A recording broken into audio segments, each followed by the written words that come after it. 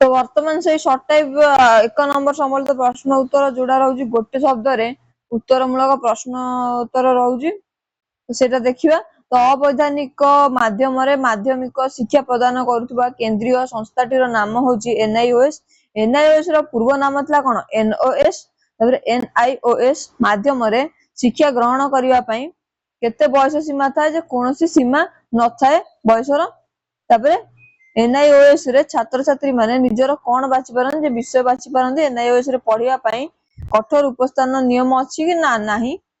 NIOS माध्यम रे शिक्षा साधारणतः केउ माध्यम रे पढ़ा जाय डाक माध्यम रे।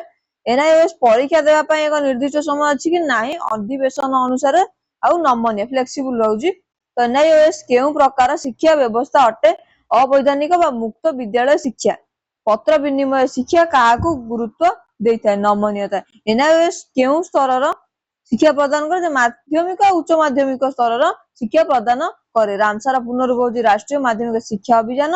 रामसा हेतला केबे 2009 मार्च मासरे हेतला रामसा।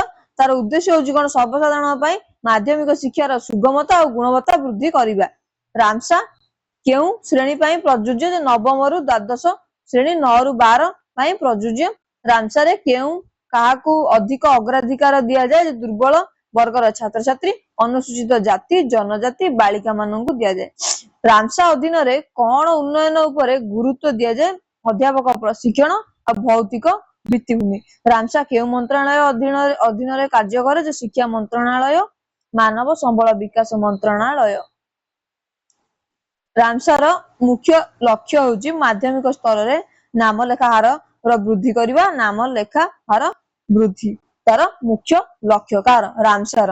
रामसा अधीन रे विद्यालय रो कोन उन्नति करा जाय मौलिक सुविधार उन्नति और विद्यालय गठन। रामसा काहाकू प्रोत्साहित करे बालिका शिक्षा और सामाजिक समानता को। एनईपी 2020 अनुसार माध्यमिक शिक्षा केउ श्रेणी रे आरंभ हुए नवम दशम श्रेणी। नवम श्रेणी रु माध्यमिक शिक्षा केउ श्रेणी पर्यंत रहइबो जे द्वादश श्रेणी पर्यंत। माध्यमिक शिक्षा को केते बार विभक्त करा छि दुई भाग रे प्रथम और द्वितीय माध्यमिक।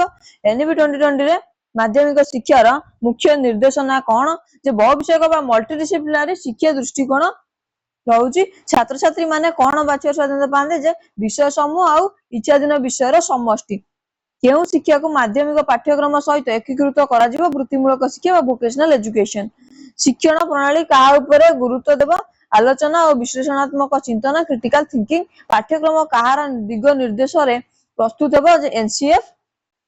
शिक्षार गुणवत्ता उन्नति पई कोन आवश्यक नमनीयता और निरंतर मूल्यांकन। द्वितीय माध्यमिक शिक्षा रे छात्र छात्री माने कोन बाछि परिबे विषय समूह सब्जेक्ट स्ट्रीम्स बाछि परिबे।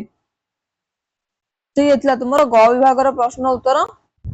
तापर आ पर हमें लॉन्ग टाइप डिस्कशन करिबा।